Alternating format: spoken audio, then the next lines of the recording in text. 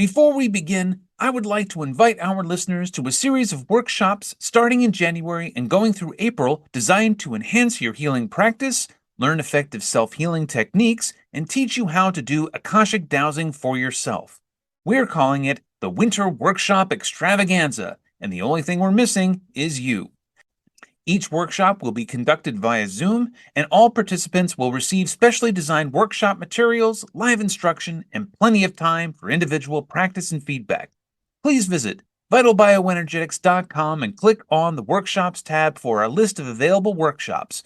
Each workshop has its own dedicated webpage and a 2-minute video introduction telling you all about it.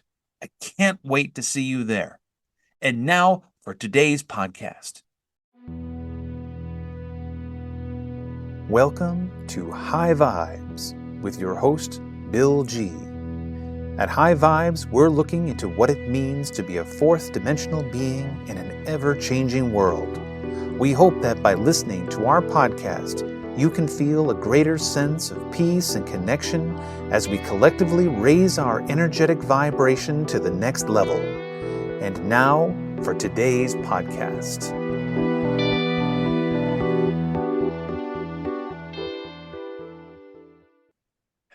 Hello and welcome to High Vibes. I'm your host, Bill G, and today's special guest is Kenneth Toy. He's also known as Swami Jayananda. He is the founder of the Institute of Personal Development. He is an independent scholar who earned the title of Swami in the Kriya Yoga lineage. He's also a certified professional astrologer. He's been living, practicing, and teaching the mystical sciences for over 42 years. He works to empower himself, to shape his inner state of being to fit the demands of his external environment. Self-control and self-mastery is the foundation of the program and Kriya Yoga.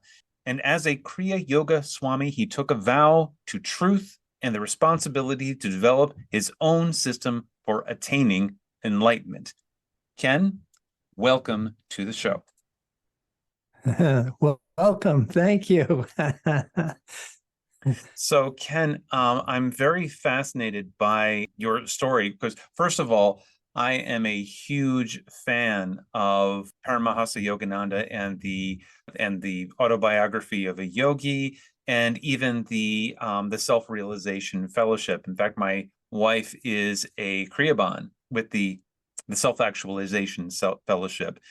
And so she got all of the materials and the writings from Yogananda, and we've actually incorporated them, actually a lot of those, into even the work that I do when I'm doing my Akashic dowsing work, because I found that a lot of those lessons and those ideas fit in very nicely with that. So I'm very interested in the ashram and what you do there, and also your personal journey in getting there. Yeah, I studied under a man named Swami Jayananda, who wasn't a direct disciple of Yogananda, but was a disciple of a direct disciple of Yogananda's. And I'll tell you the truth that I really was a big fan of Yogananda personally, but I really liked the teacher that I had, Swami Jayananda, because prior to meeting him, I had been exposed to yoga and I had been studying extensively. And so I understood the 8 essential stages of yoga as sort of the framework of the system. And my teacher, Swami Jayananda, wrote a book called The Spiritual Science of Kriya Yoga. And in it, he introduces the 8 essential stages. Because that was one of the things I noticed about Paramahansa Yogananda, was that they didn't do the asana, the physical postures. And so I went to the studying at the temple because you got the title of Swami, and that gave you authorization to teach. And then also, I was able to develop my approach to yoga, because I really thought the asana was a really important part, and working with the physical body. And the thing about asana, even asana is a rather interesting thing because people say this is a 6,000-year-old system of exercise. And most of what we do today really began with a man named Krishnamacharya, who worked with the British gymnasts in the early 1900s. And he trained two people, B.K.S. Iyengar and Pattabhi Jois. And one of the things that Krishnamacharya noticed was people had terrible misalignments. And so Iyengar really focused on the idea of alignment. He was the one that started what they called the furniture yogi, with props and bolsters and all different ways that you could build a posture so that you had this benefit of internal support. Whereas Pattabhi Jois, he followed more of a gymnast workout. And so it was more of what developed into power yoga. And my personal take on it was, because I had been an athlete almost my entire adult life, that I didn't need another workout, but the idea of alignment and internal support really resonated with me. Of asana, and also incorporate some of the things that were in my teacher's book, which he included a lot of the astrology. And so in our system, we do things like salutation to the moon and salutation to the sun. And we link them together. And the postures have really evolved into something that was really different and at the same time very, very meaningful for me, because the goal of yoga isn't really about getting your foot on your head. It's about total consciousness. But consciousness is experience. And so the body is a diagram of what we're conscious of. And so working with the physical body in relation to starting the principle, like you start with that you're not a physical body that has a mind and perchance a soul, but that you are spirit functioning through a mind and a body. And the idea isn't really so much as to pull energy down to a physical body that seems to be on a mat, but it's really to lift your sense of self into a broader sense of self. And so attuning the mind-body complex to the divine idea becomes an important part of a practice that, once initiated, begins to expand consciousness as opposed to keeping it bound up in the body. And so we worked with this from the inception of when I opened the ashram, and it developed rather well. But again, we really focus on the 8 stages of yoga: yama, niyama, asana, pranayama. That your first 4 stages really are practices. And they really expand into a path of action, a path of knowledge, and a path of devotion.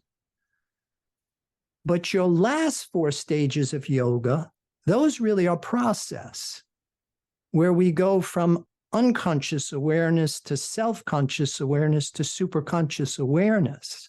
And so you coordinate the practices in conjunction with the evidence procedure of the process is the way we really introduce it.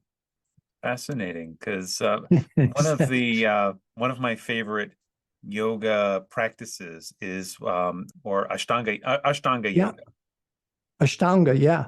Because I've done all kinds of yoga. I've done the power yoga, the Bikram, and whatever. And I found that the Ashtanga yoga was more connected, in my opinion, to the spiritual aspect of it, where, yes, we were going into these poses and some of them were rather challenging and whatever, but it wasn't, when you got done, it didn't feel like you've just had a massive workout. It wasn't like, you're really, Right.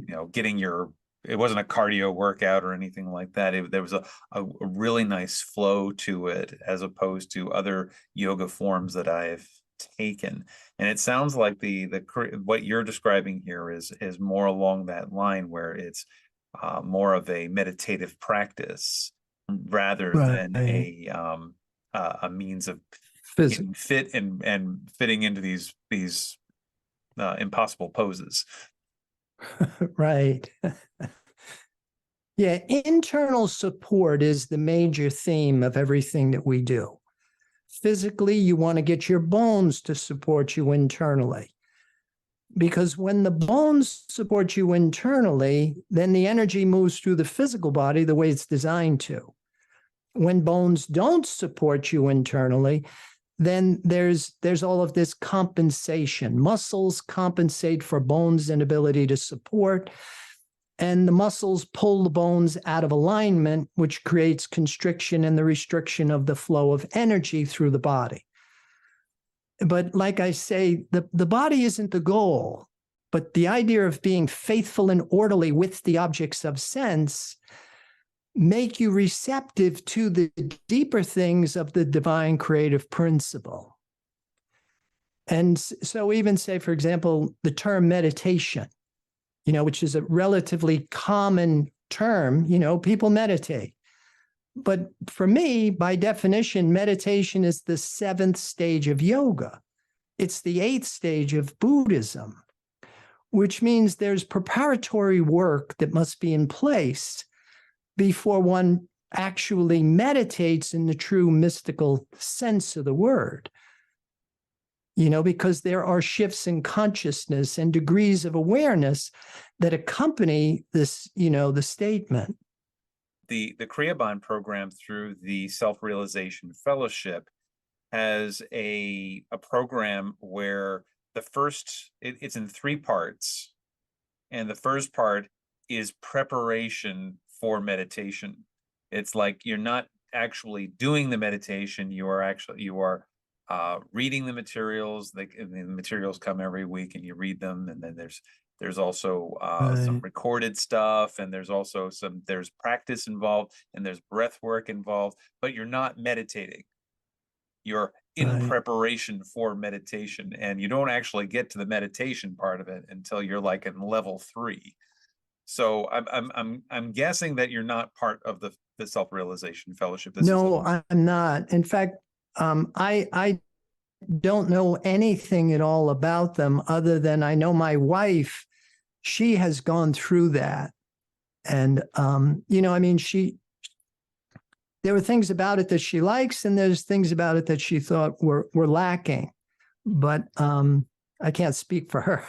Yeah. But anyway, like we're saying, meditation by definition isn't an isolated activity that you do independent of life. It's a state of being. And it's a state of being in constant union with this divine principle, this divine law.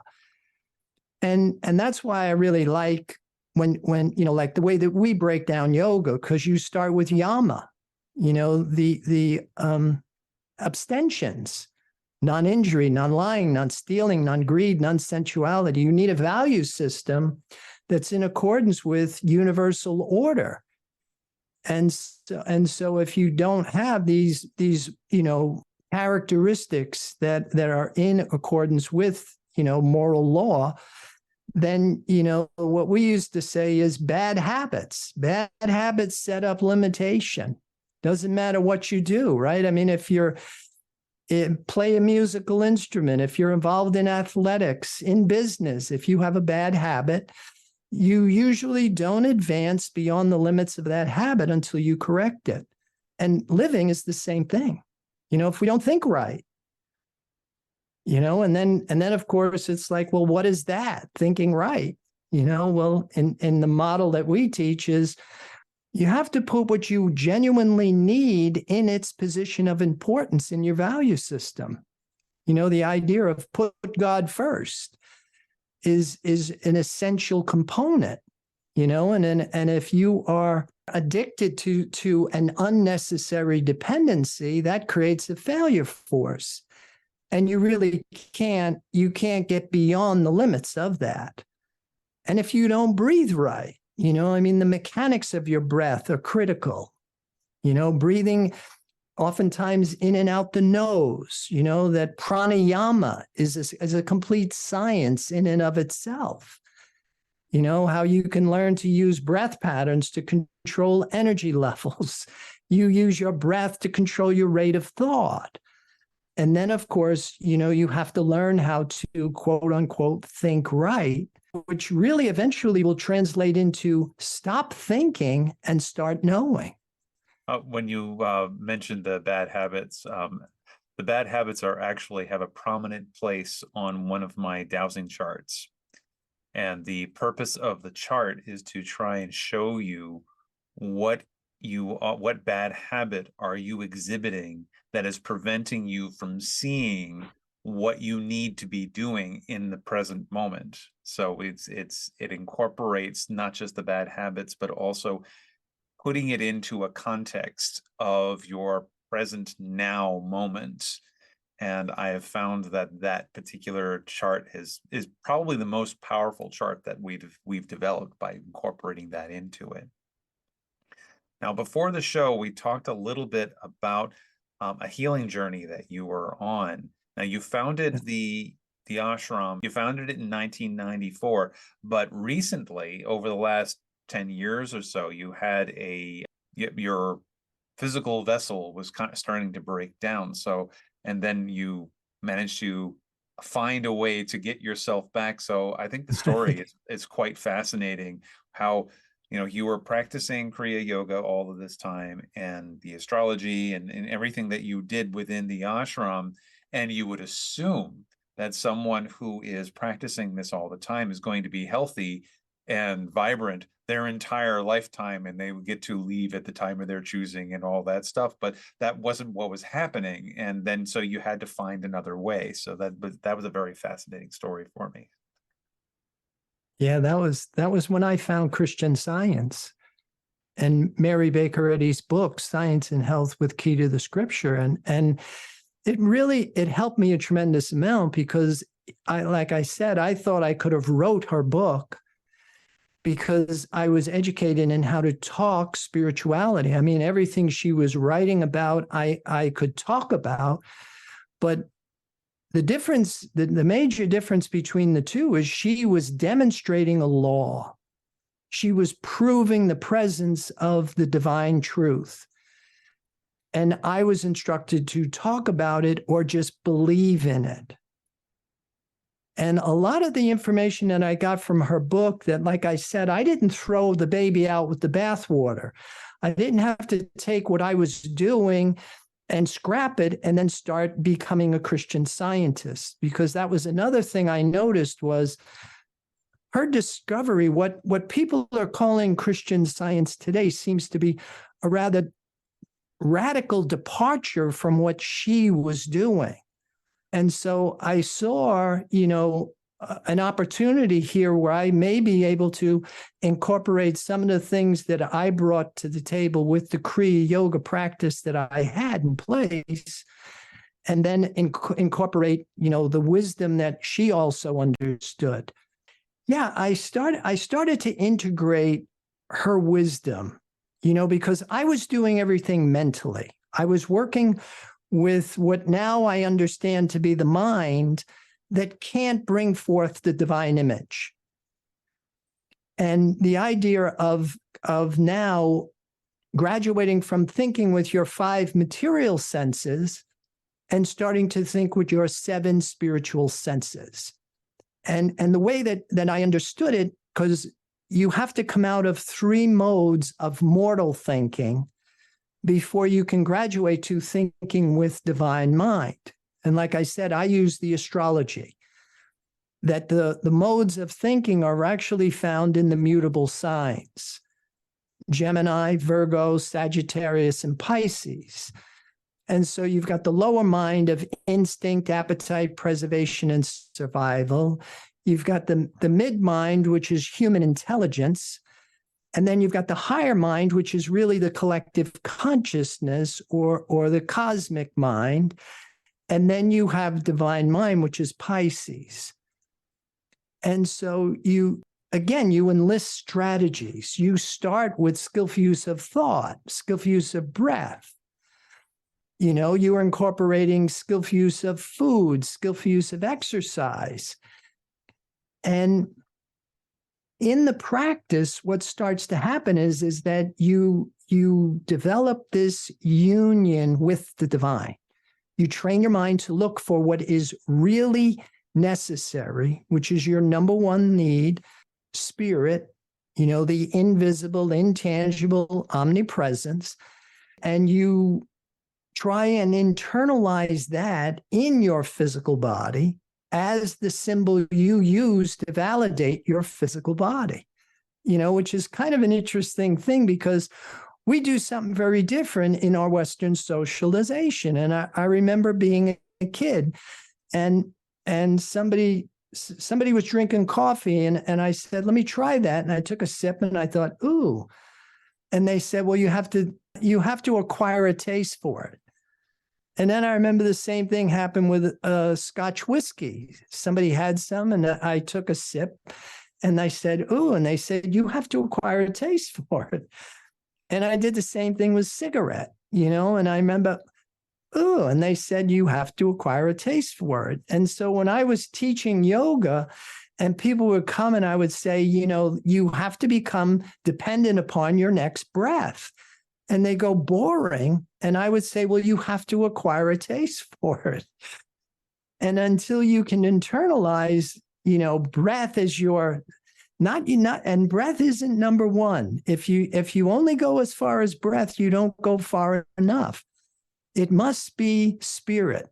The invisible, intangible, divine omnipresence must be your symbol that you internalize in order to really impregnate the seed of the mind. And so it begins to expand and grow beyond the limits of the physical form. And then, as you start to expand your awareness. And all of this, I was starting to understand the difference between thinking and knowing, the difference between believing, working with, because you can work with the mind. And between changing, positive thinking and belief, you can change finite bad to finite good. But you're still in the belief in matter. You still think that you're a finite mortal being. The idea really is to graduate and come out of the belief in matter and to now understand yourself to be spirit. To be the invisible, intangible omnipresence. And that was where Mary Baker Eddy helped me a lot, because you start with the perfection of being. You have to start with the acknowledgement that I am spirit. And then you also have to understand that what is appearing on that mat is not real. It's a mental material concept about the divine creation. You are a spirit with a body, not a body with spirit. And actually, your spirit. The Right. body is the illusion. Right. It's not there. And that was all stuff, like I said, that I started to modify what I was doing with, just the wisdom that this woman, Mary Baker Eddy, had discovered. And the interesting thing was that she figured it out reading the Bible. Her book is called Science and Health with Key to the Scriptures, because if you've ever read the Bible, you start in the Bible and it starts with Genesis 1, where God makes everything and everything is very good. Then you get to Genesis 2 and there's this mist that comes over the earth. And then there's this secondary creation. The Lord God makes Adam out of the clay of the earth and Eve out of the rib of Adam. And then the whole talking snake and the fall from Eden in the Bible. Well, Mary Baker Eddy figured out that the divine creation is the truth. and that the human mental material concept is that secondary creation. And basically, after just getting that little piece and starting to read the Bible, you can start to see that was the message of Jesus, which really was, Jesus was the manifestation of what they call the Christ. And the Christ is the saving aspect of truth. It is the Messiah. It's what makes the divine creation comprehensive to human consciousness. So I would like to know a little bit more about the ashram itself, for people who may be interested in visiting or being involved. Because when I think ashram, I'm thinking of these places up on a mountaintop with where everyone lives together and they're gardening together and whatever. And this is not what we're talking about at all here. No. I mean, we have a residential program where somebody can come and stay. And typically, the way that works is basically first come, first serve. And when somebody comes, they have it until they leave, and then we're open to receive somebody else. But we also have our operations, which is like across the street, that where we have asana classes and we teach theory classes and things like that.